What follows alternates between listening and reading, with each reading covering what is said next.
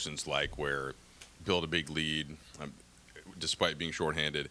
They get all the way, they cut it all the way down, get ahead with the Randall bucket, and then you got to find a way to, get your guys a shot in those final seconds. How do you go up and down there? Yeah, I'll be honest with you. It wasn't much of an emotional roller coaster for me. I don't think it was for our guys either. We executed against the zone. We got good shots. Had a couple, offensive rebound, drop-off passes that we just bobbled around the rim, but we actually did a good job executing. And missed some really good threes. There was no break in composure. There was no break in competitive spirit. There was no break in belief of whether or not we could win the game. I thought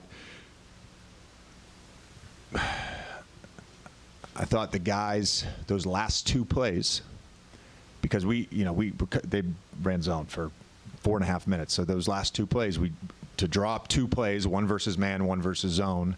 They ended up running man both times for us to get that execution, get it to the right guy, create an advantage. Both times, really. We had an advantage. Austin was easily going to race that and create a 5-on-4 or a 4-on-3. So I thought that was huge from our guys. I'm so proud of this group right now. Honestly, it's from where we were like 3 weeks ago, where we're discombobulated and guys are missing training camp and guys are modified participants. We're starting to come together. And I've asked a lot. I've asked a lot of these guys. And I'm asking a lot of them while we're undermanned. And they are delivering. They're delivering. They earned this victory. Clearly, they were paying a lot of attention to Austin, and he ends up with a career-high tying 16 assists. But for him to, I think he's basically split the double and is able to still score through traffic. Like, what is that moment to peak it? But what does it say about his whole game? Yeah, that guy is going to show up in the big moments. It's not surprised. He's done that many times in his career. He's done that many times since I've been his coach. Feel very comfortable with him making decisions at late game. When I guess you have timeout 6.6 seconds left, whatever. At that point, that's where you're referring to drawing off both a play against the zone and against man? The first one, yeah. So the first one after Randall scored, right. We drew up two plays, yep. One versus zone, one versus man. Right. Then we drew up, after they had a take foul, we drew up another two plays. Okay. With just a small tweak. That's all it was. Got it. For the man version. And in the man version, generally, obviously the ball in Austin's hand, but what was kind of, if you could describe in a layman's term, kind of what you're looking for? Obviously, he scored, so you got what you're looking for. I thought those guys did a great job of reading it on the floor. What we were looking for was not going to happen because of how Gobert was playing, so we changed it last second. He was all the way back at the rim, or in the paint, and so we changed it the last second. Austin got the ball, and then DA made a great, quick decision just to come under that ball screen, and Gobert was too far back, and Austin attacked. JJ, I think you guys had 5 guys in double figures tonight, and one of those guys was Jake. What did you think about his composure and the way he played for you? Well, very early in his Laker career, but clearly his best game as a Laker. I'm really happy for him, and I know they showed something the other day. I think it was the Amazon video about reference points, and for Jake as a Laker, this game now is a reference point. Not only for the offense, again, he's had 2 of the last 3 games. He's been phenomenally. His activity level, deflections. I'll find out, but he's 6 or 7 deflections tonight.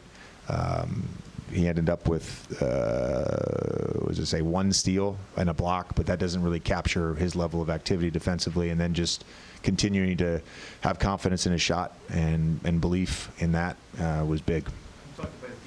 It looked like there were times where he was guarding Julius Randle and wasn't backing down at all. Was that intentional, or that's just on a switch? Where Jake was guarding Julius it looked like he was on him. Yeah, it's our switching quite group. a bit. It's our switching group.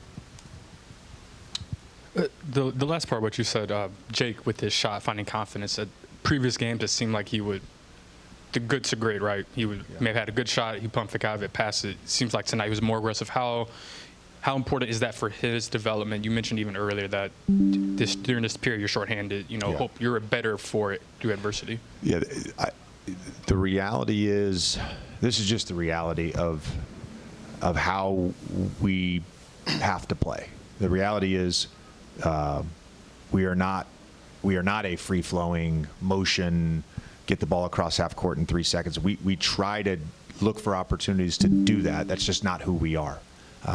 We're a slower team, and he's played in very fast-paced environments where, he doesn't go 5 possessions without touching the ball. The reality is, guys like him, guys like Gabe, guys like Rui, it's a bit of an adjustment with our personnel, and Luka, LeBron, AR, those guys are going to have the ball in their hands, and they're going to be our advantage creators. And those guys have to stay shot ready, regardless of, I've missed 5 in a row, I've missed 6 in a row. If we go through the process of creating a good shot, you got to take that shot. There was one in the zone where I can't remember who the second guy was. We created 2 good looks against the zone. We passed them both down. I think that was one of our bad possessions against the zone. Ended up in a turnover. JJ, 51 on Sunday, 41 on Monday. These numbers tonight. You guys are going to get Luka. You're going to get LeBron back. But what does this stretch from Austin do for him as this group gets whole? To me, he's established himself as a bad dude. Like he did that last year. He thought, I think league wide he was viewed as a really good player, and maybe some people viewed him, what tier he is, I don't know. I don't care about that. But last year, I think he established himself as a bad dude. A bad. Again, I can't use certain words, but this is kind of who he is. He had that stretch, for 3.5 months of the regular season last year, whatever it is, where he's 22, 7, and 6, or whatever the numbers were. But he's done it. For me, I think the big thing is he's established himself as like the leader. He's one of the leaders or the leader on the court, and that's big time. That's what we want. That's what we need from him, and he's done that. And he was injured, I think, that time, and I think he came back on a what was that? The game against Milwaukee. Yeah, the game. Yeah. I think you guys remember that he made a move on Giannis around the top. Like it was a close swing, whatever. And he made a layup, and I'm like, oh, okay, he got it, And since then, I was just watching him every game, literally. Every game he just like growing every year. It's amazing to be around with him. Like watching this. This is like. Is the first game winner? I don't know. At Dallas rookie year. Oh, I don't know that one. Yeah. That was before you got there. Yeah. Yeah. So it's amazing. Yeah. What was your perspective on that final play? Kind of what you had heard in the huddle, and then Austin was telling us that McDaniels kind of pushed him out, so it blew up the play a little bit. But where were you, and what were you seeing? I was just in the corner. I don't know. It was just that was the play. You're spaced in the corner. Yeah. I was just spaced out in the corner, but yeah, it was for play for him. I knew they were gonna double team, whatever. So I had to be ready for shoot. But yeah, he got it. He split the defense and he got those floaters. So yeah. Minnesota, Austin Reaves speaking to Mike in the media. Well, Austin, it's not your first buzzer beater, but for the Lakers, but just considering all the circumstances and the week that you've had and everything that's kind of been on the shoulders, your teammates, how does all of that hit you after you saw the ball go up in the air? That one felt good. For obvious reasons we won, but last time we were in this building, I had a shot to tie it in the corner in the playoffs. I think it was game 4 and missed. Let me tell you that feeling sucks. And we had a comfortable lead in the 4th. I wouldn't say comfortable. Nothing's comfortable in the NBA anymore. But we had a lead in the 4th, and they did a good job getting back into it. Take the lead with 10 seconds to go, and it's easy not to. It's easy to be down on yourself and frustrated. There were some plays in the 4th that I wish I didn't make and that I made, a couple turnovers, and just to have that opportunity to get us a big road win. Obviously, with a lot of people hurt, it's special, But like I said out there, we wouldn't have been in that position if it wasn't for everybody that chipped in tonight. Jake was monstrous. I think that's the best basketball game I've seen him play since he's been in the league. But you could go down the list. It wasn't just him. And even though I struggled offensively, putting the ball in the basket, we didn't let that frustrate us. They kept hooping and kept encouraging me to go do what I do. JJ was telling us that in the timeouts late, there's a play against zone, there's a play against man. But can you walk us through when you get the ball, you see Gobert come in, how you kind of decide to split the double, like what's going through your head in the time? I know it's instinct, but can you walk us through that last play? Yeah, they did a good job. The play we were trying to run, they did a good job, kind of killing the play early. Jaden pushed me out to a position that I didn't want to catch it, but got the ball and seen DA running up for a screen. Did a good job sprinting into it, so there Rudy had to, try to follow suit so he could be, up to touch on the screen. And with him running full speed towards me and me running towards him, I have the, edge on being able to, go both ways. And, when I seen him on the outside, obviously, like you said, it's instincts. Got by him and then seeing DiVincenzo, set up for a charge. So I couldn't get all the way to the rim and just got to a good spot and put up a good floater.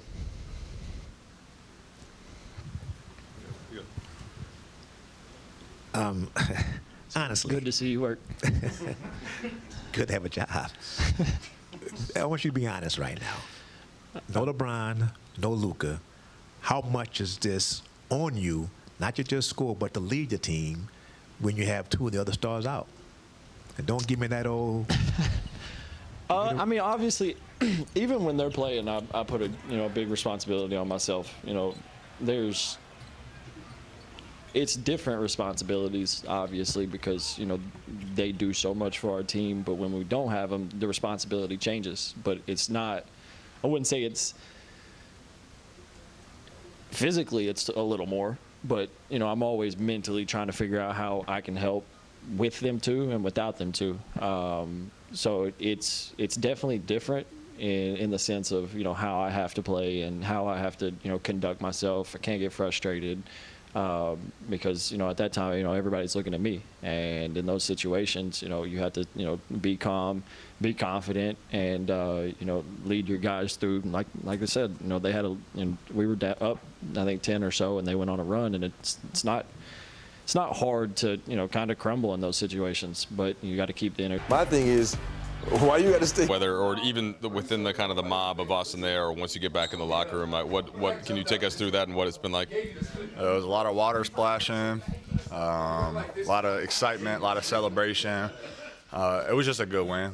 Obviously we're up a lot of the game, and then they had that run where they came back. So it was just a fight, and we came together, fought through adversity, and came out on top. So it was a good win.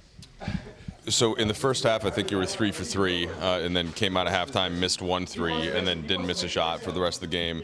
Where did you get to the point where you were comfortable? Where were the shots coming from? How much of it was them focusing attention and guys delivering?